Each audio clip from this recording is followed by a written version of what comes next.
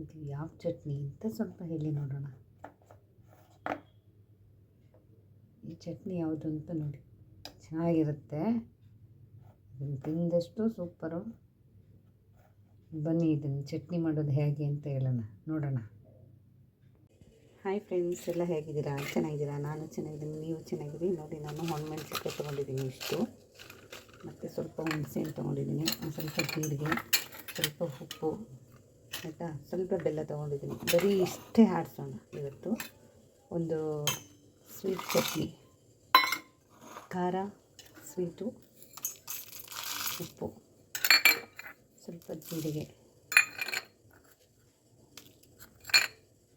ಹುಣಸೆಹಣ್ಣು, ನೀರು ಹಾಕೋಬಾರ್ದು, ಹಾಗೆ ರುಬ್ಬಬೇಕು. ಬೆಲ್ಲನ ಸ್ವಲ್ಪ ಗಟ್ಟಿ. ಇದಕ್ಕೇನು ಬೆಳ್ಳುಳ್ಳಿ ಬೇಡ, ಹಾಗೆ ಆಡಿಸೋದು. ಇದು ತುಂಬ ಚೆನ್ನಾಗಿರುತ್ತೆ ಚಟ್ನಿ, ಖಾರ ಸೂಪರಾಗಿರುತ್ತೆ. ರುಬ್ಕೊಬರೋಣ ಇದನ್ನು. ನೋಡಿ ಖಾರ ಹೇಗಾಗಿದೆ, ಸೂಪರಾಗಿದೆ. ಅದು ಹಾಗೇ ಬೀಜ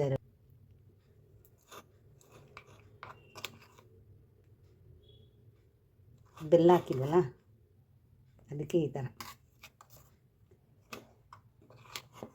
ಎಷ್ಟು ಚೆನ್ನಾಗಿರುತ್ತೆ ಅಂದರೆ ಅಷ್ಟು ಚೆನ್ನಾಗಿರುತ್ತೆ.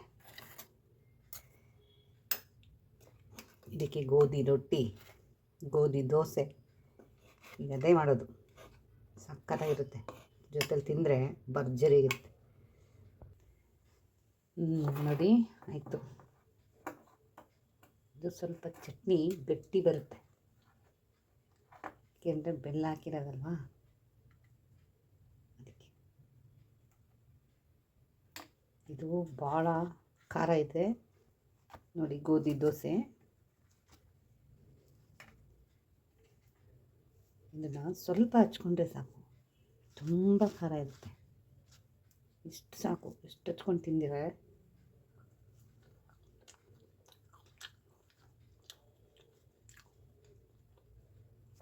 ನಾವೆಲ್ಲೋ ಹೋಗ್ಬಿಡ್ತೀವಿ. ಚಿಕ್ಕ ವಯಸ್ಸಿನ ಜ್ಞಾಪನ ಬರುತ್ತೆ. ಯಾಕೆಂದರೆ ನಮ್ಮಮ್ಮ ನಾವಾದರೆ ಮಿಕ್ಸಿಲಿ ರುಬ್ತಾಯಿದ್ವಿ. ನಮ್ಮಮ್ಮ ಏನು ಮಾಡೋರು ಅಂದರೆ ಕಲ್ಲಲ್ಲಿ ಆಡಿಸೋರು. ಕಲ್ಲಲ್ಲಿ ಒನಕೆ ತೊಗೊಂಡು ಕುಟ್ಟಿ ಅದನ್ನು ಒಂದು ಬಾಕ್ಸ್ಗೆ ಇಟ್ಬಿಡೋರು.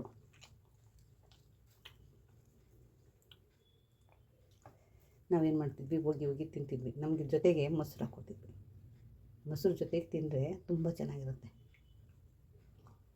ಮೊಸರು, ಖಾರ, ಚಟ್ನಿ ಪುಡಿ ಇದೆ, ಇದೇ ಚೆನ್ನಾಗಿದೆ. ತುಂಬ ಖಾರವಾಗಿ ಸ್ವೀಟಾಗೆ ಸಕ್ಕತ್ತಾಗಿ ಬಂದಿದೆ. ನೀವು ಮನೇಲಿ ಒಂದು ಸಲ ಟ್ರೈ ಮಾಡಿಕೊಡಿ. ಎಲ್ಲ ಮಾಡಿರ್ತೀರ, ಈ ಥರ ಮಾಡಿರ್ತೀರೋ ಏನೋ ನಂಗೆ ಗೊತ್ತಿಲ್ಲ, ಆದರೆ ನಾನು ಮಾಡಿದ್ದೀನಿ. ನೋಡಿ ಎಷ್ಟು ಚೆನ್ನಾಗಿ ಬಂದಿದೆ. ಖಾರ ಮಾತ್ರ ನಿಜವಾಗ್ಲೂ ಚೆನ್ನಾಗಿದೆ. ಸ್ವಲ್ಪ ಖಾರ, ನಾವು ಇದಕ್ಕೇನು ಮೆಣಸು ಹಾಕಿಲ್ಲ, ಏನು ಹಾಕಿಲ್ಲ, ಬರೀ ಜೀರಿಗೆ, ಸ್ವಲ್ಪ ಜೀರಿಗೆ ಹಾಕ್ಕೊಂಡಿದ್ದೀವಿ. ಬೆಲ್ಲ, ಹುಣಸೆಹಣ್ಣು, ಉಪ್ಪು, ಒಣಮೆಣಸಿನ್ಕಾಯಿ. ಒಣಮೆಣಸಿನ್ಕಾಯಿ ಉರಿಯೋದೇನು ಬೇಡ, ಹಾಗೆ ಹಸಿದಾಗಿ ಬಳಸ್ಕೊಂಡಿದ್ದೀನಿ. ತುಂಬ ಚೆನ್ನಾಗಿದೆ, ಖಾರ ಸೂಪರಾಗಿ ಬಂದಿದೆ. ಇದನ್ನು ಮಡಿಕೊಂಡು ಎಷ್ಟು ದಿವಸನಾದರೂ ಮಡಿಕೋಬೋದು, ಇದು ಕೆಡಲ್ಲ. ಇದು ವೇಸ್ಟು ಆಗೋಲ್ಲ, ಕೆಡೋದು ಇಲ್ಲ. ತುಂಬ ಬಾಯಿ ಕೆಟ್ಟಾಗ ಮತ್ತು ಜ್ವರ ಬಂದಾಗ ರೊಟ್ಟಿ ಮಾಡ್ತೀವಲ್ಲ, ಅಕ್ಕಿ ರೊಟ್ಟಿ, ರಾಗಿ ರೊಟ್ಟಿ, ಈ ಥರ ರೊಟ್ಟಿಗೆ ಹಚ್ಕೊಂಡು ಸ್ವಲ್ಪ ಬೆಳಗ್ಗೆ ನುಂಗಬೇಕು. ಅಂದರೆ ಫುಲ್ ನುಣ್ಣಗಾಗಿ ನುಂಗಬಾರ್ದು, ಬೆಳಗ್ಗೆ ನುಂಗಿದ್ರೆ ಕೆಮ್ಮು, ಗಂಟು ನೋವು ಎಲ್ಲ ಹೋಗುತ್ತೆ. ಜ್ವರ ಬಂದವ್ರಿಗೆ ಈ ಥರ ಖಾರ ಕೊಟ್ಟರೆ ಬೇಗ ವಾಸಿ ಆಗೋದು.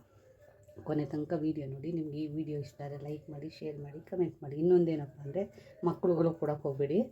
ಸ್ವಲ್ಪ ಖಾರ ಇದೆ, ಖಾರ ಕಮ್ಮಿ ಇದ್ದರೆ ಕೊಡಿ, ಏನಾಗಲ್ಲ.